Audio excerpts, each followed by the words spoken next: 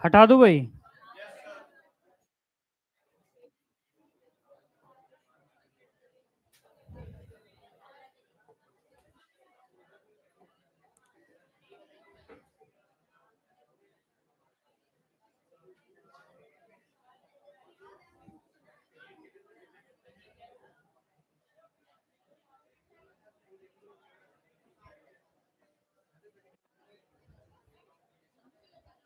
तो जो last time है हमने क्या किया था करंट अफेयर में?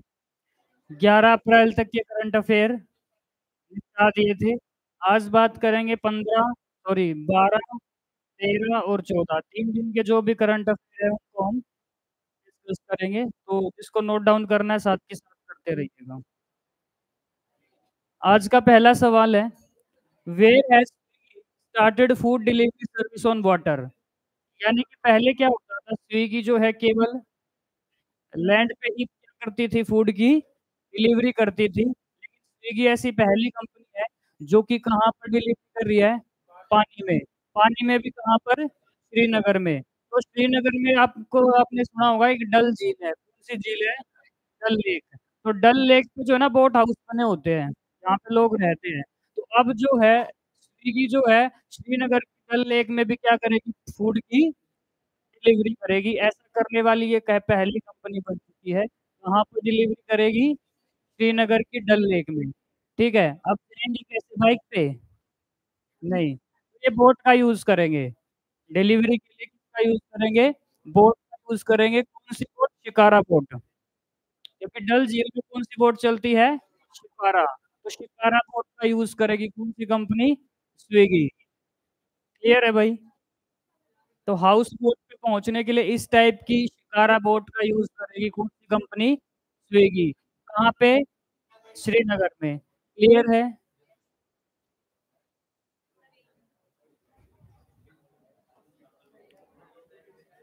आवाज नहीं भाई, नोट डाउन करना है, ये हिंदी में लिखा है, पढ़ना है पढ़ सकते। कि इस हाउस बोट तक पहुंचने के लिए कौन सी नौका का किया जाएगा, शिकारा। नेक्स्ट अगर स्विगी की बात करें तो स्विगी की स्थापना, ये जो कंपनी है इसकी स्थापना कब की गई थी, 2014 में। और इसका हेडक्वार्टर कहाँ पर है, बेंगलुरु। कहाँ पर है, बेंगलुरु, कर्नाटका में। तो स्विगी का हेडक्वार्टर कहाँ पर है, बेंगलुरु के अंदर। नेक्स्ट क्वेश्चन है कि आईसीसी ने player of the month March 2024 को अनाउंस कर दिया है। किसे दिया गया है, कामिंदु मेंडिस को। तो आपसे पूछा ये किस देश के खिलाड़ी है, तो ये किस देश के खिलाड़ी है, श्रीलंका। अगर फरवरी की बात करें तो लास्ट टाइम आईसीसी ने player of the month award किसे दिया था, यशस्वी जायसवाल को, जो कि कहाँ के खिलाड़ी है, भारत के। तो यशस्वी जायसवाल है वो कहाँ के खिलाड़ी है, भारत के। और जो मार्च का प्लेयर ऑफ द मंथ मिला है वो मिला है किसे, कामिंदु मेंडिस को, जो कि कहाँ के खिलाड़ी है, श्रीलंका के। ICC player of the month March 2024। अगर प्लेयर ऑफ द मंथ फरवरी 2024 की बात करें तो ये किसे मिला था, यशस्वी जायसवाल को, जो कि किस टीम का हिस्सा है, भारतीय क्रिकेट टीम का। क्लियर है? नेक्स्ट आपका क्वेश्चन है, who has been appointed as the coach of the senior women national hockey team? यानी कि जो भारत की महिला हॉकी टीम है उसके नए कोच बनाए गए हैं। कौन बनाए गए हैं, हरिंदर सिंह को जो है नया कोच बनाया गया। किसका, महिला हॉकी जो टीम है। हॉकी में कितने खिलाड़ी होते हैं, 11। फुटबॉल में 11, क्रिकेट में 11। तो इन तीनों फॉर्मेट में कितने प्लेयर्स होते हैं आपके, 11।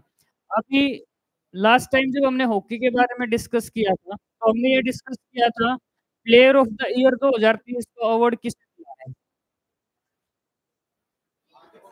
तो आपके करंट अफेयर जो टेस्ट हुआ था उसमें भी ये सवाल था, तो किसको मिला है, हार्दिक सिंह को। और player of the year female का किसे मिला है, सलीमा टेटे को।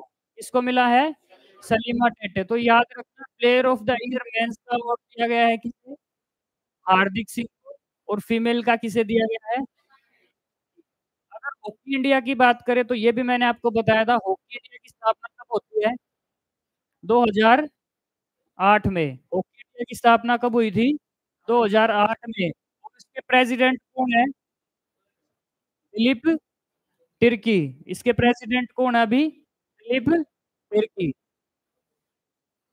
ये इसके प्रेसिडेंट है, कौन है भाई? दिलीप तिर्की। हॉकी इंडिया की बात करें तो जितने भी इवेंट्स है यही ऑर्गेनाइज करते हैं।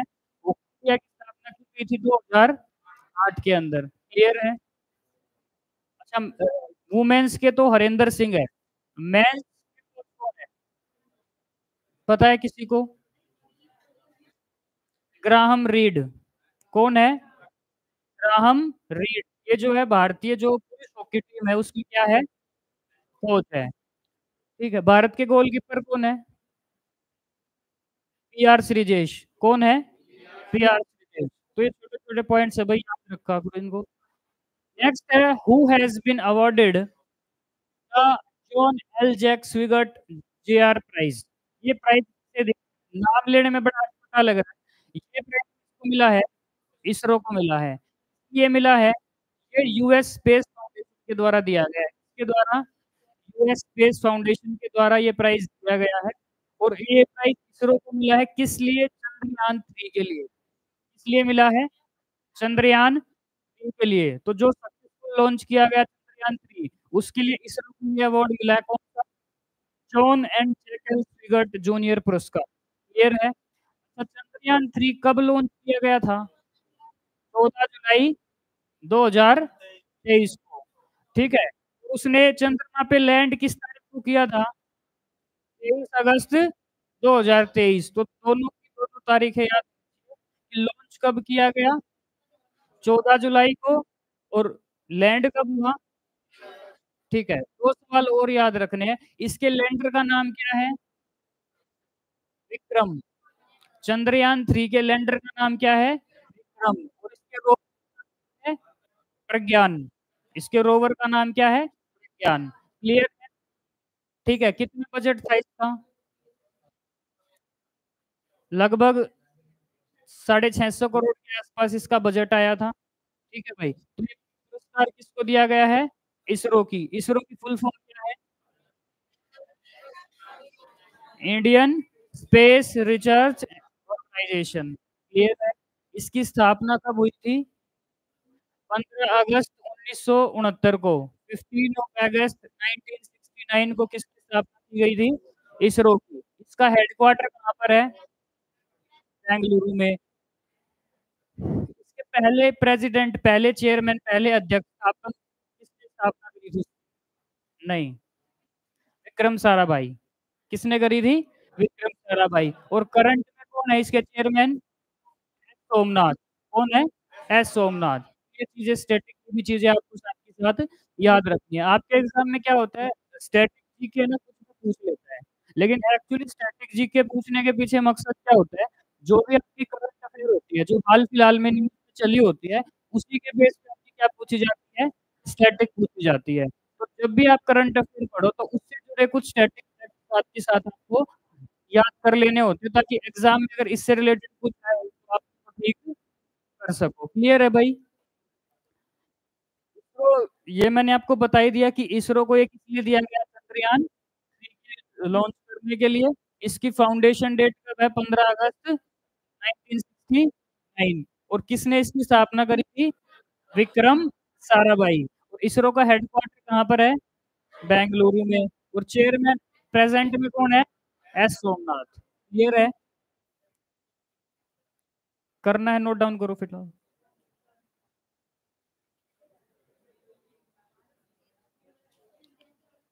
चले भाई आगे।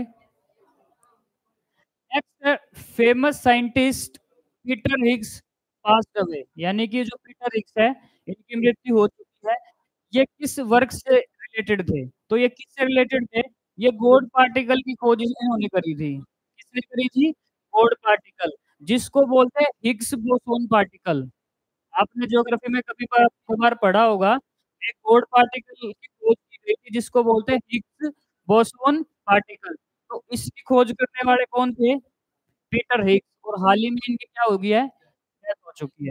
ठीक है, तो इन्होंने उस पार्टिकल के बारे में बताया था कि एक ऐसा पार्टिकल है, जब बिग बैंग हुई थी, पूरे विश्व में, पूरी दुनिया में जब विस्फोट से दोबारा पृथ्वी का जन्म हुआ था, तब जो है एक पार्टिकल से विस्फोट हुआ था, जिसको क्या बोलते हैं?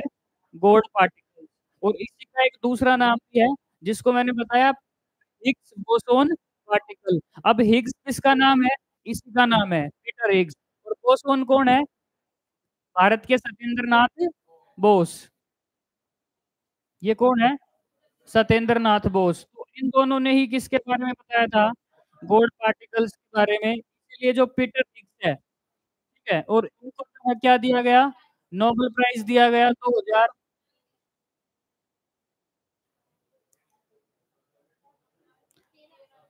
2013 में इनको क्या दिया गया? नोबेल पुरस्कार दिया। किसकी खोज के लिए? गॉड पार्टिकल्स की खोज के लिए। क्लियर है? अच्छा, सत्येंद्र नाथ के बोस के बारे में एक सवाल और आता है। आपने सुना होगा मैटर की कितनी स्टेट होती है? 5। तो 5वीं स्टेट है कौन सी?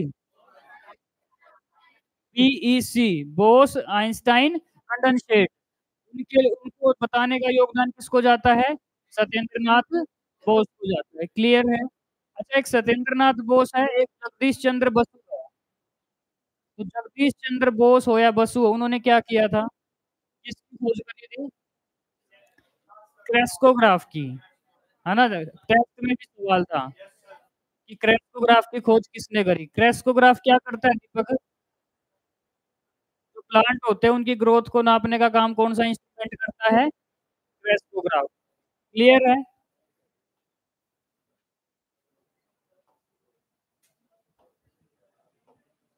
नेक्स्ट है, who is the author of book I can coach. I can coach एक नई बुक लॉन्च हुई है, जिसके लेखक कौन है? सिद्धार्थ राजशेखर। इन्होंने, ये तीसरी बुक है इनकी सेम नेम की। पहले इन्होंने लॉन्च की थी यू कैन कोच के नाम से। अब इन्होंने लॉन्च किसके नाम से करी है? आई कैन कोच। सॉरी, तीसरी नहीं, सेकंड वॉल्यूम है, आई कैन कोच। ठीक है, तो ये बुक है जो किसने लिखी है? सिद्धार्थ राजशेखर ने। इसके राइटर कौन है? Siddharth Rajshekhar. I can coach. ठीक है। जैन रिलीजियस लीडर है, यानी कि जैन धर्म के मुनि है, ठीक है, लोकेश मुनि। उनको एक अवार्ड मिला है, कौन सा award? President gold volunteer service. तो ये उनको मिला है किस देश की तरफ से? अमेरिका की तरफ से। ये जैन धर्म के हैं, जैन धर्म के को फैलाने के लिए जो है, इनको सेवा के लिए काफी इनकी जो है एनजीओ चलती है। तो उनके लिए इनको ये पुरस्कार मिला है, कौन सा? President gold volunteer award. किस देश की तरफ से मिला है? अमेरिका की तरफ से। इनको, लोकेश मुनि को। तो तीनों के तीनों, ये इसको पूरा लिखने की जरूरत नहीं है आपको। आपको सिर्फ लिखना है ये अवार्ड का नाम किसे मिला है? लोकेश मुनि को। कहाँ का है ये अवार्ड? अमेरिका का। बस ये 3 चीजें, पूरी लाइनें टाँपनी नहीं है आपको। ठीक है? तो आपके जो करंट अफेयर के नोट्स हैं, वो बिल्कुल शॉर्ट होने चाहिए। ठीक है? यानी कि पूरे महीने का जो करंट अफेयर है ना, 2 से 3 पेज पे ही निपट जाए, ताकि आपको रिवीजन करने में आसानी हो। क्लियर है? लोकेश मुनि, प्रेसिडेंट गोल्ड वॉलंटियर सर्विस। में लिख लीजिए, राष्ट्रपति स्वर्ण स्वयं सेवक सेवा।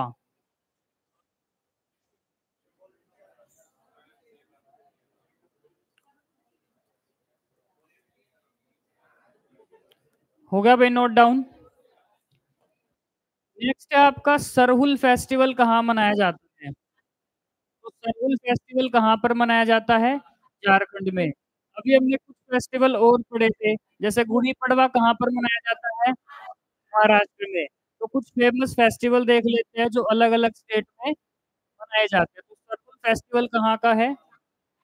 झारखंड का। ठीक है, तो ये किस कम्युनिटी के द्वारा, किस सोसाइटी के द्वारा मनाया जाता है? ये सरना सोसाइटी के द्वारा, सरना समाज के द्वारा ये फेस्टिवल मनाया जाता है। अगर बात करें गुड़ी पड़वा या फिर खंडोबा फेस्टिवल, ये दोनों के दोनों फेस्टिवल कहाँ मनाए जाते हैं? महाराष्ट्र में। जैसे महाराष्ट्र का एक डांस भी आपके एग्जाम में पूछा जाता है, लावणी। तो जो लावणी डांस है वो कहाँ का है? महाराष्ट्र का। गुड़ी पड़वा और खंडोबा फेस्टिवल भी कहाँ के है? महाराष्ट्र के। क्लियर है? हो गया नोट डाउन? नेक्स्ट है आपका वांचुआ फेस्टिवल और बिहू फेस्टिवल। तो ये दोनों फेस्टिवल कहाँ के हैं? आसाम के। वांचुआ फेस्टिवल और बिहू फेस्टिवल। तो ये दोनों त्योहार कहाँ के भाई? आसाम के। अच्छा, आसाम में एक बड़ा फेमस मंदिर है, कामाख्या टेम्पल। कहाँ पर है? गुवाहाटी में। कौन सा टेम्पल है? कामाख्या देवी का मंदिर है। वांचुआ फेस्टिवल और बिहू फेस्टिवल दोनों के दोनों कहाँ पर फेस्टिवल सेलिब्रेट होते हैं? आसाम में। नेक्स्ट टुलिप फेस्टिवल कहाँ पर सेलिब्रेट होता है? जम्मू कश्मीर में। ये कौन सा त्योहार है? ये ट्यूलिप के फूल होते हैं, आपने देखे होंगे। तो ट्यूलिप फेस्टिवल कहाँ पर सेलिब्रेट होता है? जम्मू और कश्मीर में। नेक्स्ट अगर गणगौर फेस्टिवल और पुष्कर मेले की बात करें, तो दोनों के दोनों कहाँ पर है? राजस्थान में। अभी ये फेस्टिवल नवरात्रों में मनाते हैं, गणगौर फेस्टिवल। गया? ठीक है। तो गणगौर फेस्टिवल कहाँ पर मनाया जाता है? राजस्थान में। और पुष्कर मेला भी कहाँ पर लगता है? अच्छा, पुष्कर मेला किस शहर में लगता है? पुष्कर कहाँ पर है? अरे, कोई बड़ा डिस्ट्रिक्ट जिले का नाम तो होगा ना? अजमेर में लगता है। कहाँ पे लगता है? अजमेर में कौन सा स्थान है? पुष्कर। और पूरे इंडिया में, पूरे भारत में वो ब्रह्मा जी का एकमात्र मंदिर है। कहाँ पे? पुष्कर में। इसके अलावा पूरे भारत में ब्रह्मा जी का कोई भी मंदिर नहीं है। कहाँ पर है? पुष्कर में। तो पुष्कर मेला कहाँ पर लगता है भाई? राजस्थान। और गणगौर फेस्टिवल भी कहाँ मनाया जाता है? राजस्थान में। क्लियर है? नेक्स्ट उत्तरायण फेस्टिवल और रण महोत्सव। उत्तरायण और रण महोत्सव कहाँ पर मनाया जाता है? गुजरात में। उत्तरायण और रण महोत्सव कहाँ पर मनाते हैं? गुजरात में। उसके बाद हॉर्नबिल फेस्टिवल कहाँ मनाते हैं? नागालैंड में। ये 1 दिसंबर से लेके 10 दिसंबर तक मनाया जाता है हर साल। हॉर्नबिल फेस्टिवल कहाँ पर मनाते हैं? नागालैंड में। क्या कह रहे हो? हाँ, ये आदिवासी जो वहाँ की कम्युनिटीज होती है वो सेलिब्रेट करती है। कौन सा फेस्टिवल? Hornbill festival. नेक्स्ट है आपका पोंगल फेस्टिवल और जल्लीकट्टू। ये कहाँ पर मनाया जाता है? तमिलनाडु में। तो ये कौन से त्योहार की पिक्चर है? ये जल्लीकट्टू की है। कौन से त्योहार की है? जल्लीकट्टू की। इसमें क्या करते हैं? भैंसे को कंट्रोल करना होता है। जो इसको अच्छा, हाँ, कुछ ऐसा ही होता है, लेकिन ये बड़ा खतरनाक होता है। इसमें आदमी मर भी जाते हैं। तो लॉकडाउन से पहले जो है सुप्रीम कोर्ट ने इस पे रोक भी लगा दी थी। जल्लीकट्टू, ये जो भी है जल्लीकट्टू फेस्टिवल, ये सेलिब्रेट वहाँ पे नहीं किया जाएगा, लेकिन फिर से उन्होंने इसको स्टार्ट कर दिया। तो जल्लीकट्टू कहाँ पर मनाया जाता है? तमिलनाडु में। और पोंगल फेस्टिवल कहाँ पर मनाया जाता है? तमिलनाडु में। नेक्स्ट है आपका हेमिस फेस्टिवल। हेमिस जो फेस्टिवल है वो कहाँ पे मनाया जाता है? इसको मुखौटों का त्योहार भी कहते हैं। कौन सा त्योहार? क्योंकि ये मुखौटे अलग-अलग टाइप के मुखौटे पहन कर के फेस्टिवल मनाया जाता है। तो हेमिस फेस्टिवल भी कहाँ का है? लद्दाख का। क्लियर है? नेक्स्ट है आपका कुछ और ओणम, विशु और अल्पाशी। ओणम, विशु और अल्पासी, ये तीनों त्योहार कहाँ मनाए जाते हैं? केरला में। ओनालू और बथुकम्मा, ये दोनों के दोनों फेस्टिवल कहाँ के हैं? तेलंगाना के। अंबाला फेस्टिवल कहाँ का है? कर्नाटका का। छठी पूजा कहाँ की है? त्रिपुरा की। तो ये कुछ मेन फेस्टिवल है जो आपके एग्जाम में बार-बार पूछे जाते हैं। ओणम कहाँ का है भाई? और विशु? कंबाला? कैसे कंबाला कैसे? कर्नाटका। ओनालू? है ना? तो आलू को किस में तल दो? तेल में। तो ओनालू फेस्टिवल कहाँ का है? बथुकम्मा, ये भी कहाँ का है? तेलंगाना का। और छठी पूजा? त्रिपुरा। क्लियर है?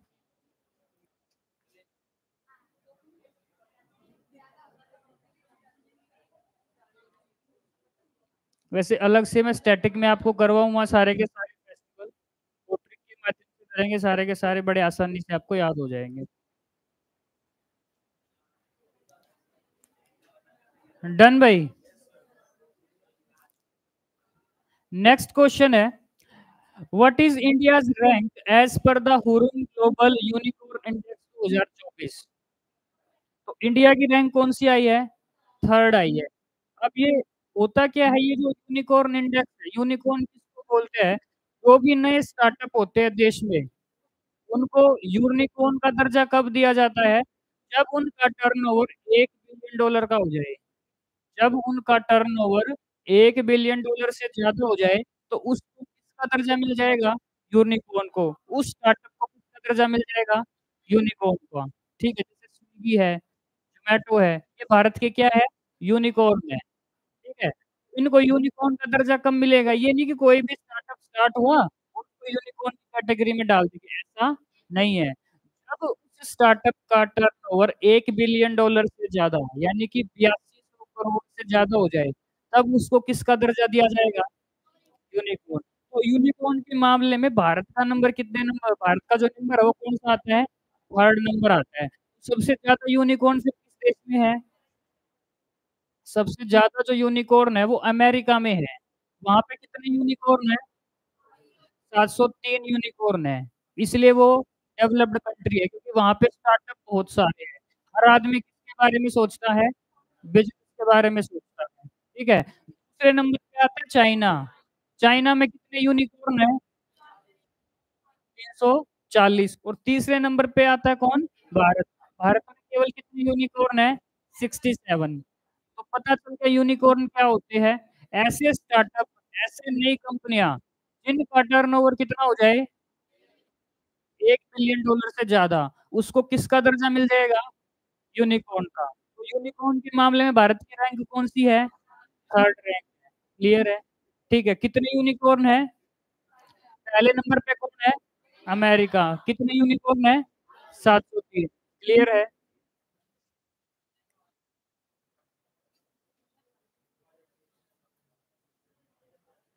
डन भाई।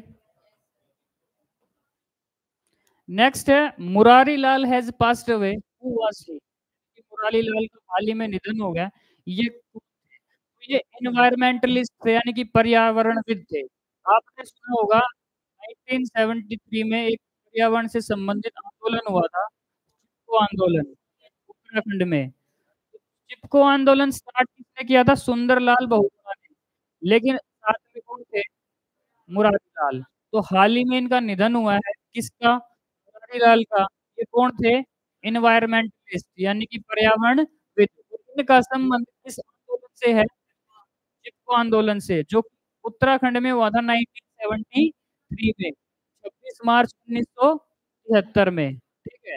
गढ़वाल के अंदर ये हुआ था, वहाँ पे पेड़ों को, जंगलों को काटा जा रहा था, तो लोग क्या हो गए थे, पेड़ों से चिपक गए थे, इसलिए इस मूवमेंट का नाम क्या रखा गया? चिपको मूवमेंट। और ये मूवमेंट किसने स्टार्ट किया था? सुंदरलाल बहुगुणा ने। क्लियर है? और उनके एक साथी भी थे इनके साथ, कौन? मुरारी लाल। क्लियर है? ये कब स्टार्ट हुआ था भाई? 26 मार्च 1975 को।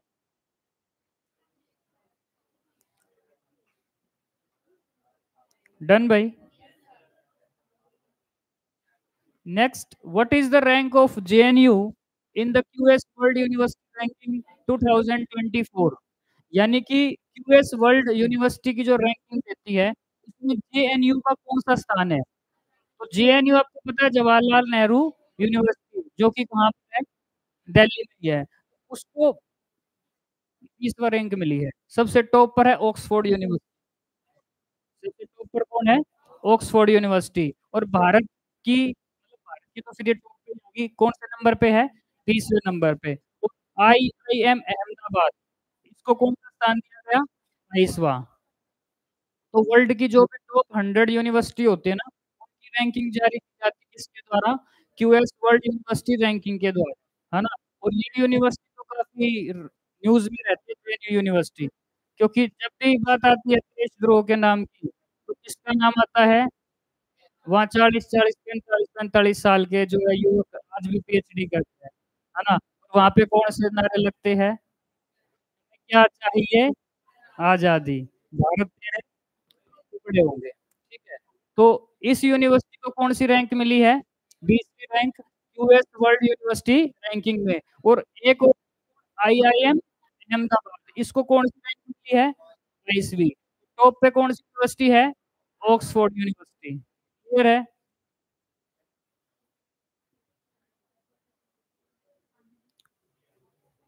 डन भाई? नेक्स्ट है which country has invited peace talk to end the Russia Ukraine conflict? आपको पता रशिया और यूक्रेन का काफ़ी समय से क्या चल रहा है? युद्ध चल रहा है। तो स्विट्ज़रलैंड अब आगे आया है क्या करने के लिए? इस युद्ध को रोकने के लिए। तो इन्होंने कहा कि भई जून के अंदर हम एक मीटिंग करेंगे, जिसमें इन्होंने 200 देशों को इनवाइट किया है। ठीक है, भारत को भी इन्विटेशन मिला है। इस मीटिंग में क्या समाधान निकाला जाएगा? भाई ये जो रशिया और यूक्रेन का युद्ध चल रहा है इसको खत्म किया जाए। तो इसके लिए कौन-सा देश आ गया इस युद्ध को खत्म करने के लिए? स्विट्ज़रलैंड। स्विट्ज़रलैंड किस कॉन्टिनेंट का हिस्सा है? यूरोप का। स्विट्ज़रलैंड की कैपिटल बर्न। स्विट्ज़रलैंड की कैपिटल क्या है? बर्न और यहाँ की करेंसी है स्विस फ्रैंक। यहाँ की करेंसी कौन-सी है?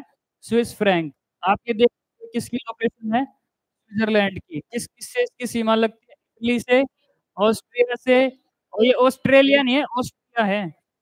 जर्मनी से और फ्रांस से। स्विट्ज़रलैंड की कैपिटल क्या बताई मैंने?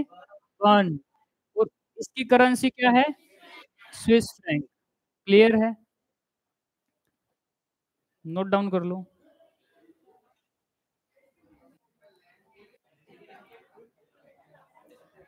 क्या हुआ भाई? लिंडी आ गई।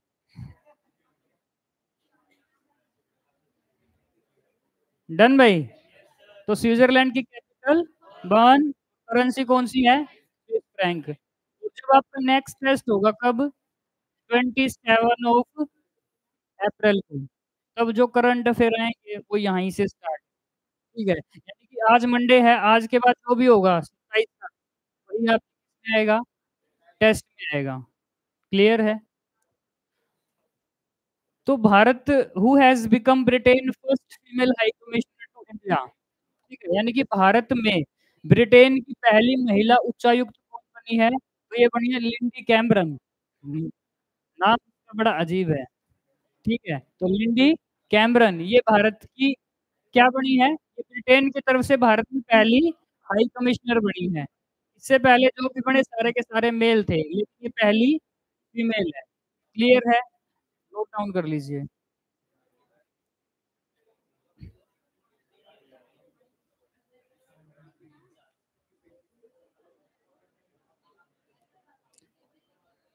नेक्स्ट है what is India's rank in the world cyber crime index? तो साइबर क्राइम इंडेक्स में भारत की कौन-सी रैंक है? 10th रैंक है। पहली किसकी है? रशिया की। यानी कि सबसे ज़्यादा साइबर क्राइम कहाँ पर होते हैं? रशिया में। साइबर क्राइम का मतलब समझते हो? ऐसा क्राइम जो ऑनलाइन किया जाता है। जैसे आपके बैंक से खाते से पैसे निकाल लिए, ठीक है? तो इस आपका डाटा चुरा लिया, ठीक है? इस प्रकार का क्राइम किस कैटेगरी के अंदर आता है? साइबर क्राइम के अंदर। तो भारत की रैंक कौन-सी है? 10th रैंक है। कौन-सी है? 10th। पहले पे कौन है? रशिया।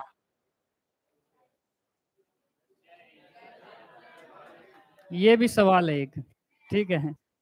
मेरी तरफ से इतना ही। सर आगे क्या? देखना एक बार।